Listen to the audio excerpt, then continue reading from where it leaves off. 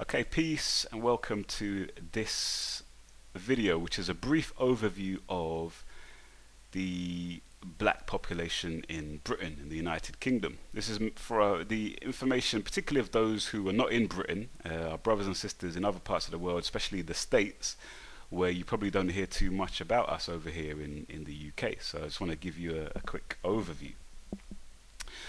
So, first of all, how many black people are there in Britain?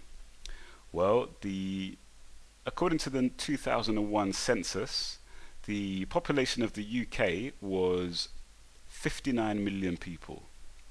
59 million people live in Britain according to the 2001 census.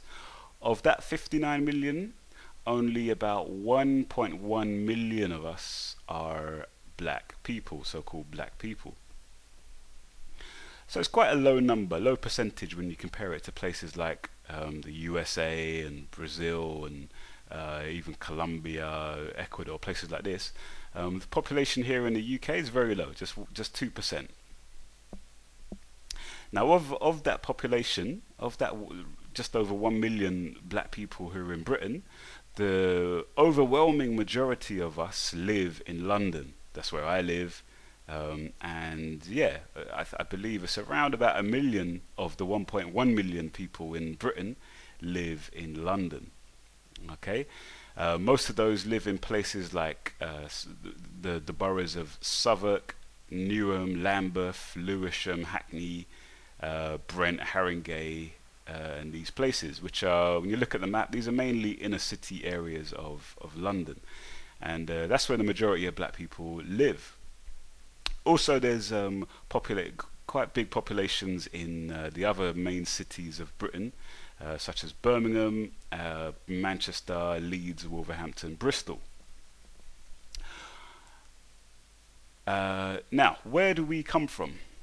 Well, the black population in Britain can be split basically in half between those whose recent origins are in the Caribbean, and those whose recent origins are in Africa.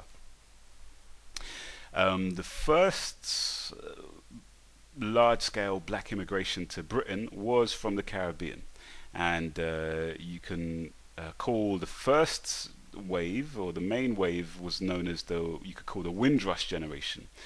This is named after a boat that was that brought a few hundred brothers and sisters from the Caribbean in 1948. It docked in Tilbury in Essex, which is just to the east of London, and that's seen as like the kind of the starting point of large-scale black immigration to the UK.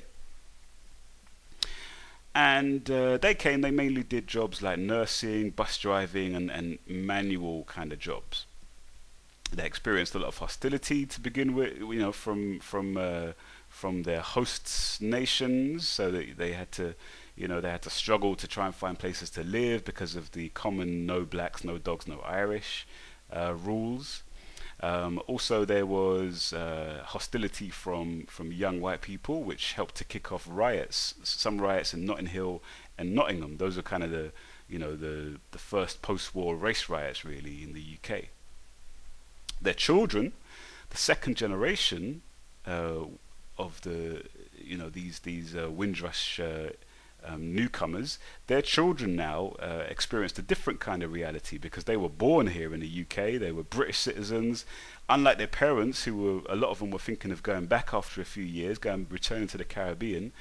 These young people were not looking to go back. All they knew was the UK, and they wouldn't, what would be the point of them going to the Caribbean?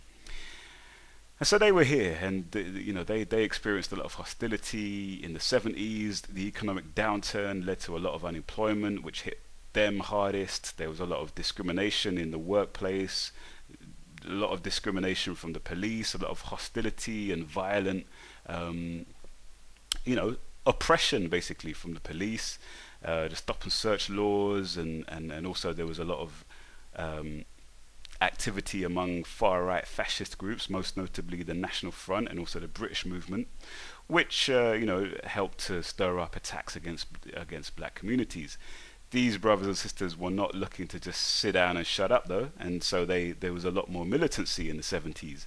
The Rastafari movement was, quite influential in giving a kind of a language to these people to express their concerns, and also obviously the Black Power movement in the U.S. was very influential, and so you had a lot of quite a bit of militancy among black youths in the 70s.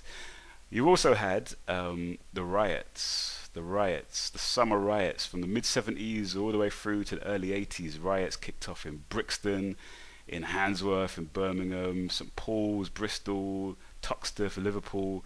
Basically, people kicking off, but burning down their own communities, unfortunately. But they were burning and looting and attacking the police and fighting the police, all kind of out of the frustration and the boredom and the dissatisfaction or disaffection that was their reality really in the 70s. Now, from the late 70s and then through the 1980s, there was a new wave of large-scale black immigration, which was not coming really from the Caribbean this time, but was coming from Africa. And this is when, for example, me and my family came here. We came from Uganda via Kenya in the late 70s, mainly because of the turmoil that was going on in Uganda at that time. And then also, the majority of these immigrants were from Nigeria and from Ghana.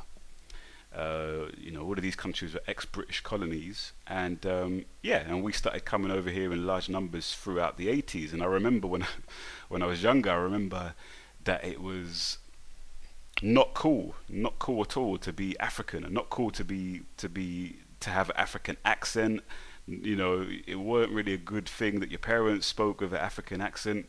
And that's what it was like, sadly, in the 80s, at least to begin with, for us coming here in the UK.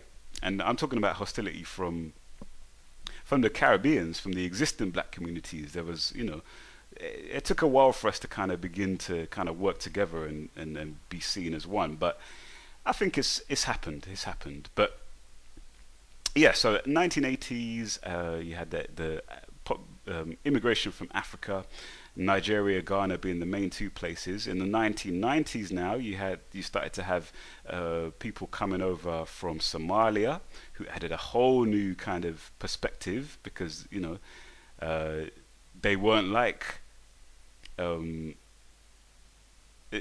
were Muslim for a start. They were from their worldview was quite different, very distinctive. They didn't speak English as their first language, and I'd like to make some videos about the whole issue of Somalians and their relationship with the wider black community. But yeah, you had people coming from Somalia, and also from places like Zimbabwe, because of the turmoil, the economic, political problems there, and also from places like Congo as well, because of the war that was going on there. Immigrants and asylum seekers coming from these places. And as I say today, the black population of the UK can be basically split evenly between black Caribbean and black African. And that's it. That's a very quick overview of the black population in Britain, and I hope it's useful to some people.